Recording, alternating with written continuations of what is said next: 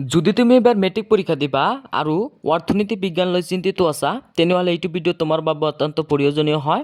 মই এইটো ভিডিঅ'ত তোমালোকৰ মাজত ক্লাছ 10ৰ অৰ্থনীতি বিজ্ঞানৰ পৰা কি ইম্পৰ্টেণ্ট কুৱেশ্যন আছে এইটো ভিডিঅ'ত মই তোমালোকক গোটেইকেইটা দেখুৱাই দিম। যি দুটা চেপ্টাৰ দি আছে দুটা চেপ্টাৰৰ পৰা কি ইম্পৰ্টেণ্ট কুৱেশ্যন আছে মই তোমালোকক দেখুৱাই দিম, তোমালোকে চাই ল'বা। প্ৰথমতে তোমালোকে জানি লোৱা অৰ্থনীতি বিজ্ঞানৰ পৰা 10 মাৰ্কছ আহিব এইবাৰ মেট্ৰিক পৰীক্ষাত। মই তোমালোকক যিবোৰ কুৱেশ্যন দেখুৱাই দিম ইয়াৰ বাহিৰে তোমালোকৰ মেট্ৰিক পৰীক্ষাত নাহে। যদি তুমি মোৰ চেনেলত প্ৰথমবাৰ হোৱা চেনেলটো ছাবস্ক্ৰাইব কৰি লোৱা। এতিয়া আমি চাম কি ইম্পৰ্টেণ্ট কুৱেশ্যন আছে। প্ৰথমতে আমি চাম মুদ্ৰা আৰু বেংক ব্যৱস্থা। এইটো চেপ্টাৰৰ পৰা কি ইম্পৰ্টেণ্ট কুৱেশ্যন আছে। ইয়াৰ পৰা তোমালোকৰ চাব লাগিব বিনিময় প্ৰথা কি, তোমালোকে মনত ৰাখিবা। সামগ্ৰীৰ বিপৰীতে সামগ্ৰীৰ পাৰ্থক্য বিনিময় হ'ল বিনিময় প্ৰথা। এইটো কুৱেশ্যন এবাৰ বাবে ইম্পৰ্টেণ্ট হয়, তোমালোকে চাবা।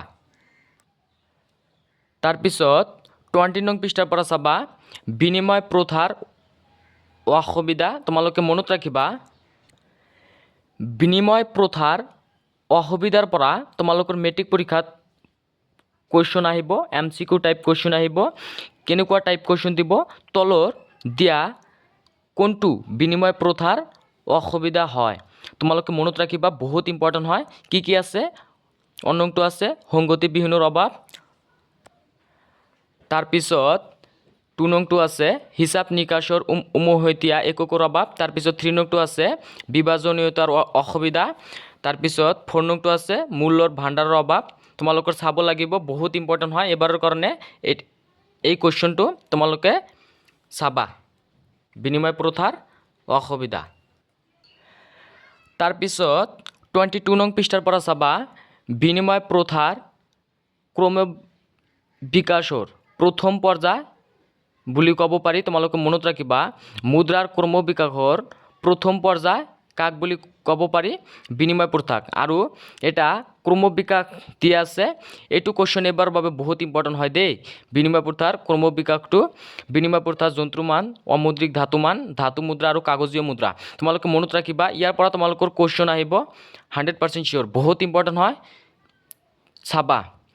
কি ক'লোঁ, মুদ্ৰাৰ ক্ৰম বিকাশৰ প্ৰথম পৰ্যায়টো কি, এইটো কুৱেশ্যন এবাৰ বাবে ইম্পৰ্টেণ্ট। মুদ্ৰাৰ ক্ৰম বিকাশৰ পৰ্যায় কেইটা, ক্ৰম বিকাশ, মুদ্ৰাৰ ক্ৰম বিকাশৰ পৰ্যায় কেইটা তলত দিয়া ধৰণৰ এনেকুৱাকৈ দিয়া থাকিব। তোমালোকে মনত ৰাখিবা এনেকুৱা টাইপ যিটোত দিয়া থাকিব সেইটো তোমালোকৰ শুদ্ধ উত্তৰ হ'ব। বহুত ইম্পৰ্টেণ্ট হয় এবাৰৰ কাৰণে, চাবা। তাৰপিছত 23 নং পৃষ্ঠাৰ পৰা চাবা মুদ্ৰাৰ বৈশিষ্ট্য। তোমালোকে মনত ৰাখিবা মুদ্ৰাৰ বৈশিষ্ট্যৰ পৰা তোমালোকৰ কুৱেশ্যন আহিব তলৰ কোনটো মুদ্ৰাৰ বৈশিষ্ট্য নহয় বা হয়, এনেকুৱা টাইপ তোমালোকৰ কুৱেশ্যন আহিব। তোমালোকে মনত ৰাখিবা, বহুত ইম্পৰ্টেণ্ট হয়। মুদ্ৰাৰ বৈশিষ্ট্যকেইটা তোমালোকে চাবা। মই তোমালোকক যিবোৰ কুৱেশ্যন দেখাই দি আছোঁ ইয়াৰ বাহিৰে তোমালোকৰ নাহে, বহুত ইম্পৰ্টেণ্ট হয় এইবোৰ কুৱেশ্যন আহি থাকে। তাৰপিছত 25 নং পৃষ্ঠাৰ পৰা চাবা মুদ্ৰাৰ প্ৰথম দুটা কাৰ্যক মুখ্য আৰু বাকী দুটা কাৰ্যক গৌণ কাৰ্য বুলি কোৱা হয়। মই কৈ দি আছোঁ তোমালোকৰ কুৱেশ্যনটো আহিব মুদ্ৰাৰ কোনটো তলত দিয়া কোনটো কাৰ্য মুখ্য কাৰ্য হয়, এনেকুৱা টাইপ তোমালোকৰ কুৱেশ্যন আহিব, বহুত ইম্পৰ্টেণ্ট হয়। মই তোমালোকক কৈ দি আছোঁ এইটো হয় 24 নং পৃষ্ঠাৰ পৰা চাবা মুদ্ৰাৰ 1 নংটো হ'ল মুদ্ৰা হৈছে বিনিময়ৰ মাধ্যম আৰু 2 নংটো হ'ল মুদ্ৰাই সা সামগ্ৰীৰ মূল্যৰ মাপকাঠি হিচাপে কাৰ্য সম্পাদন কৰে। এই দুটা কাৰ্য মুদ্ৰাৰ মুখ্য কাৰ্য হয় আৰু বাকী 3 আৰু 4 এই দুটা মুদ্ৰাৰ গৌণ কাৰ্য হয়। বহুত ইম্পৰ্টেণ্ট হয় এবাৰৰ কাৰণে এইটো কুৱেশ্যন, MCQ টাইপ কুৱেশ্যন আহিব, বহুত ইম্পৰ্টেণ্ট হয় এবাৰৰ কাৰণে দেই, তোমালোকৰ চাব লাগিব। তাৰপিছত 27 নং পৃষ্ঠাৰ পৰা চাবা প্ৰতীক মুদ্ৰা। তোমালোকে মনত ৰাখিবা এনেকুৱা টাইপ কুৱেশ্যন দিব 100 টকাৰ নোট এটা কি মুদ্ৰা। তোমালোকে মনত ৰাখিবা এনেকুৱা টাইপ কুৱেশ্যন মেট্ৰিক পৰীক্ষাত দেখিবলৈ পাবা, এইবাৰৰ বাবে বহুত ইম্পৰ্টেণ্ট হয়, তোমালোকে মনত ৰাখিবা। ঠিক তেনেকৈ 5 টকীয়া নোট এটা কি মুদ্ৰা, বহুত ইম্পৰ্টেণ্ট হয় এইবাৰৰ কাৰণে, তোমালোকে শিকি যাবা। তাৰপিছত চাবা 29 নং পৃষ্ঠাৰ পৰা চাবা বেংক কি এইবাৰৰ বাবে বহুত ইম্পৰ্টেণ্ট হয়। বেংক এবিধ বিত্তীয় অনুষ্ঠান যি ঋণৰ ব্যৱস্থা কৰে। এইটো কুৱেশ্যন এইবাৰৰ বাবে বহুত ইম্পৰ্টেণ্ট, তোমালোকে শিকি যাবা। তাৰপিছত 30 নং পৃষ্ঠাৰ পৰা চাবা বহুত কেইটা ইম্পৰ্টেণ্ট কুৱেশ্যন আছে, মই তোমালোকক কৈ দি আছোঁ কোনকেইটা চাব লাগিব। ভাৰতবৰ্ষৰ প্ৰথমটো বেংকটোৰ নাম কি তোমালোকে মনত ৰাখিবা আৰু কেতিয়া স্থাপিত হৈছিল। আৰু অসমৰ ঠিক তেনেকৈ অসমৰ প্ৰথম বেংকটোৰ নাম কি আৰু ই কেতিয়া স্থাপিত হৈছিল। এইবাৰৰ বাবে বহুত ইম্পৰ্টেণ্ট হয়, এই টপিকটোৰ কথা মই কৈছোঁ, তোমালোকে চাবা। তাৰপিছত চাবা কেন্দ্ৰীয় বেংক, সবাতকৈ পুৰণি কেন্দ্ৰীয় বেংকটোৰ নাম কি ছুইডেনৰ ৰিক্স বেংক আৰু কেতিয়া স্থাপিত হৈছিল মনত ৰাখিবা, বহুত ইম্পৰ্টেণ্ট হয়। আৰু ভাৰতবৰ্ষৰ কেন্দ্ৰীয় বেংকটোৰ নাম কি ভাৰতৰ ৰিজাৰ্ভ বেংক আৰু কেতিয়া স্থাপিত হৈছিল। এইটো কুৱেশ্যন বহুত ইম্পৰ্টেণ্ট, এইবাৰৰ বাবে মেট্ৰিক পৰীক্ষাত দেখিবলৈ পাবা দেই। এইবোৰ কুৱেশ্যন বহুত ইম্পৰ্টেণ্ট হয়, মই তোমালোকক যিবোৰ কৈ দি আছোঁ ইয়াৰ বাহিৰে তোমালোকৰ মেট্ৰিক পৰীক্ষাত নাহে। তাৰপিছত চাবা কেন্দ্ৰীয় বেংকৰ কাৰ্যকেইটা চাবা, তোমালোকৰ কুৱেশ্যনটো দিব তলৰ কোনটো কেন্দ্ৰীয় বেংকৰ কাৰ্য নহয় বা হয়, এনেকুৱা টাইপ কুৱেশ্যন আহিব, তোমালোকে শিকিলেহে কৰিব পাৰিবা, বহুত ইম্পৰ্টেণ্ট হয়, এইবোৰ শিকি যাবা। তাৰপিছত 34 নং পৃষ্ঠাৰ পৰা চাবা 34 নং পৃষ্ঠাৰ পৰা চাবা ভাৰতৰ ঔদ্যোগিক উন্নয়ন বেংক কেতিয়া স্থাপিত হৈছিল আৰু যাক উদ্ভিদ ইয়াৰ সম্পূৰ্ণ নামটো চাবা, ইম্পৰ্টেণ্ট হয় এইবাৰৰ বাবে। তাৰপিছত চাবা 35 নং পৃষ্ঠাৰ পৰা চাবা নাবাৰ্ড বেংক কেতিয়া স্থাপিত হৈছিল। এইটো কুৱেশ্যন বহুত ইম্পৰ্টেণ্ট আহি থাকে। আৰু নাবাৰ্ডৰ মুখ্য কাৰ্যালয় ক'ত অৱস্থিত তোমালোকে চাবা, নাবাৰ্ডৰ মুখ্য কাৰ্যালয় ক'ত অৱস্থিত, মুম্বাইত অৱস্থিত। এইটো কুৱেশ্যন এইবাৰৰ বাবে বহুত ইম্পৰ্টেণ্ট, তোমালোকৰ চাব লাগিব।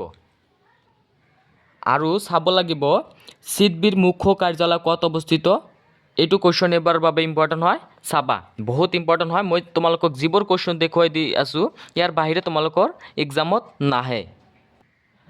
তাৰপিছত 37 নং পৃষ্ঠাৰ পৰা চাবা দীঘল উত্তৰৰ বাবে চাবা 1 আৰু 4, তোমালোকৰ ইয়াৰ পৰা আগত মেট্ৰিক পৰীক্ষাত কুৱেশ্যন দিয়া নাছিল, কিন্তু এতিয়া নিউ পেটাৰ্ণত কেইটামান কুৱেশ্যন দি থাকে, লং কুৱেশ্যন, তোমালোকে মনত ৰাখিবা, বহুত ইম্পৰ্টেণ্ট হয়। যদি দিয়ে 1 আৰু 4 এই দুটাৰ ভিতৰতে দিব, তোমালোকে চাবা, এই দুটা বেছি ইম্পৰ্টেণ্ট আছে, বাকী তোমালোকে শিকি ল'বা কেইটামান। এইটো ইম্পৰ্টেণ্ট হয় 6 নংটো চাবা কেন্দ্ৰীয় বেংকৰ 4টা প্ৰধান কাৰ্য, এইবাৰ বাবে ইম্পৰ্টেণ্ট হয়, চাবা। হৈ গ'ল, এইটো চেপ্টাৰৰ কি কি ইম্পৰ্টেণ্ট কুৱেশ্যন আছিল মই তোমালোকক দেখুৱাই দিলোঁ। এতিয়া আমি চাম অৰ্থনৈতিক উন্নয়ন, এইটো চেপ্টাৰৰ পৰা কি কি ইম্পৰ্টেণ্ট কুৱেশ্যন আছে মই তোমালোকক এটা কুৱেশ্যন কৈ দি আছোঁ। জনমূৰি আয় এইবাৰৰ বাবে বহুত ইম্পৰ্টেণ্ট হয়, তোমালোকে মনত ৰাখিবা, জাতীয় আয়ক দেশখনৰ মুঠ জনসংখ্যাৰে ভাগ কৰিলে কি পোৱা যায়, জনমূৰি আয়। জনমূৰি আয়টো এইবাৰৰ বাবে বহুত ইম্পৰ্টেণ্ট হয়, মই তোমালোকক কৈ দি আছোঁ। তোমালোকৰ কুৱেশ্যনটো তুলি দিব, এনচাৰটো তুলি দিব, এনচাৰটো তুলি দি কুৱেশ্যন কৰিব যে এইটো কি আয়, তোমালোকে মনত ৰাখিবা, জনমূৰি আয়টো বহুত ইম্পৰ্টেণ্ট এইবাৰৰ কাৰণে, তোমালোকে শিকি যাবা। তাৰপিছত 39 নং পৃষ্ঠাৰ পৰা চাবা মানৱ উন্নয়নৰ প্ৰথমখন প্ৰতিবেদন কেতিয়া প্ৰকাশ পাইছিল, তোমালোকে মনত ৰাখিবা, চনটো এইবাৰৰ কাৰণে বহুত ইম্পৰ্টেণ্ট, চাবা। তাৰপিছত 40 নং পৃষ্ঠাৰ পৰা চাবা মানৱ উন্নয়নৰ তিনিটা চাবা, বহুত ইম্পৰ্টেণ্ট হয়। 1 নংটো চাবা প্ৰত্যাশিত আয়ুষ, 2 নংটো চাবা শিক্ষা আৰু 3 নংটো জীৱন যাত্ৰাৰ মান। এইটো কুৱেশ্যন এইবাৰৰ বাবে বহুত ইম্পৰ্টেণ্ট হয় দেই, তোমালোকে চাবা, MCQত আহিব 100% চিয়'ৰ। তাৰপিছত HDI ইয়াৰ সম্পূৰ্ণ নামটো চাবা, হিউমেন ডেভেলপমেণ্ট ইণ্ডেক্স, এইটো কুৱেশ্যন এইবাৰৰ বাবে ইম্পৰ্টেণ্ট হয়, চাবা। তাৰপিছত 41 নং পৃষ্ঠা বাহিৰ কৰি লোৱা, 41 নং পৃষ্ঠাৰ পৰা চাবা ভাৰতবৰ্ষৰ পৰিকল্পনাসমূহ, বহুত ইম্পৰ্টেণ্ট, পৰিকল্পনা আৰু সোমাই চোৱা বহুত ইম্পৰ্টেণ্ট হয় দেই। ইয়াৰ পৰা তোমালোকৰ এটা MCQ কুৱেশ্যন দেখিবলৈ পাবা মেট্ৰিক পৰীক্ষাত 100% চিয়'ৰ। তোমালোকৰ চাব লাগিব, ইয়াৰ পৰা গোটেইকেইটা ইম্পৰ্টেণ্ট হয়, কিন্তু তোমালোকৰ যদি ইম্পৰ্টেণ্ট বিচৰা তেনেহ'লে প্ৰথম, দ্বিতীয়, তৃতীয় দুখন বাৰ্ষিক পৰিকল্পনা আৰু একাদশ, দ্বাদশ এইকেইটা চাব লাগিব এইবাৰৰ কাৰণে। তাৰপিছত এতিয়া 42 নং পৃষ্ঠা বাহিৰ কৰি লোৱা। 42 নং পৃষ্ঠাৰ পৰা বহুতকেইটা ইম্পৰ্টেণ্ট কুৱেশ্যন আছে। ইয়াৰ পৰা তোমালোকৰ দুটা কুৱেশ্যন মেট্ৰিক পৰীক্ষাত 100% চিয়'ৰ আহিব, বহুত ইম্পৰ্টেণ্ট হয়। MCQ কুৱেশ্যন আহিব, নীতি আয়োগৰ পৰা কুৱেশ্যন আহে 100% চিয়'ৰ। নীতি আয়োগৰ অধ্যক্ষ, উপাধ্যক্ষ আৰু অংশকালীন সদস্য আৰু মুখ্য কাৰ্যবাহী বিষয়া, ইয়াৰ পৰা তোমালোকৰ এটা MCQ কুৱেশ্যন আহিব। আৰু মই তোমালোকক কৈ দি আছোঁ নীতি আয়োগ কেতিয়া স্থাপিত হৈছিল আৰু নীতি আয়োগৰ সম্পূৰ্ণ নামটো চাবা আৰু ইয়াৰ প্ৰথম বৈঠক ক'ত অনুষ্ঠিত হৈছিল, এইটো কুৱেশ্যন এইবাৰৰ বাবে বহুত ইম্পৰ্টেণ্ট। নীতি আয়োগৰ প্ৰথমখন বৈঠক ক'ত অনুষ্ঠিত হৈছিল, দিল্লীত, আৰু কেতিয়া, বহুত ইম্পৰ্টেণ্ট হয়। আৰু নীতি আয়োগৰ ঠাইত কেতিয়া পৰিকল্পনা আয়োগ ঘোষণা কৰা হৈছিল, এইটো কুৱেশ্যন এইবাৰৰ বাবে ইম্পৰ্টেণ্ট হয়। মই তোমালোকক কৈ দিলোঁ। ইয়াৰ পৰা তোমালোকৰ এটা কুৱেশ্যন মেট্ৰিক পৰীক্ষাত দেখিবলৈ পাবা, বহুত ইম্পৰ্টেণ্ট হয় এইবাৰৰ কাৰণে। তাৰপিছত চাবা 44 নং পৃষ্ঠাৰ পৰা চাবা উদাৰীকৰণটো চাবা। দেশৰ আৰ্থিক ব্যৱস্থাৰ ওপৰত থকা ৰাষ্ট্ৰৰ নিয়ন্ত্ৰণৰ শীতলীকৰণ হ'ল উদাৰীকৰণ। এইটো কুৱেশ্যন এইবাৰৰ বাবে বহুত ইম্পৰ্টেণ্ট হয়। মই তোমালোকক এটা কথা কৈ দিওঁ, উদাৰীকৰণ, ব্যক্তিগতকৰণ আৰু গোলকীকৰণ এই তিনিটাৰ পৰা এটা তোমালোকৰ MCQ কুৱেশ্যন মেট্ৰিক পৰীক্ষাত দেখিবলৈ পাবা 100% কমন। মই তোমালোকক কৈ দি আছোঁ 45 নং পৃষ্ঠাৰ পৰা চাবা ব্যক্তিগতকৰণ, চৰকাৰী নিয়ন্ত্ৰণ আৰু ব্যৱস্থাপনাৰ অধীনত থকা প্ৰতিষ্ঠানসমূহ বেচৰকাৰী খণ্ডলৈ মুকলি কৰি দিয়া নীতিটোৱে হ'ল ব্যক্তিগতকৰণ। এইটো কুৱেশ্যন বহুত ইম্পৰ্টেণ্ট। আৰু চাবা গোলকীকৰণটো চাবা, দেশ এখনৰ অৰ্থনীতিৰ সৈতে বিশ্বৰ অন্যান্য দেশৰ অৰ্থনীতিৰ সংহতি সাধন কৰাটোৱে হ'ল গোলকীকৰণ, বহুত ইম্পৰ্টেণ্ট হয়। মই তোমালোকক কৈ দিলোঁ। মই তোমালোকক এইটো ভিডিঅ'ত যিবিলাক কুৱেশ্যন দেখুৱাই দিলোঁ ইয়াৰ বাহিৰে তোমালোকৰ মেট্ৰিক পৰীক্ষাত নাহে, এইকেইটা তোমালোকে চোৱা। হৈ গ'ল। এইটো চেপ্টাৰৰ পৰা কি কি ইম্পৰ্টেণ্ট কুৱেশ্যন আছিল মই তোমালোকক দেখুৱাই দিলোঁ। যদি তুমি মোৰ চেনেলত প্ৰথমবাৰ হোৱা চেনেলটো ছাবস্ক্ৰাইব কৰিবা।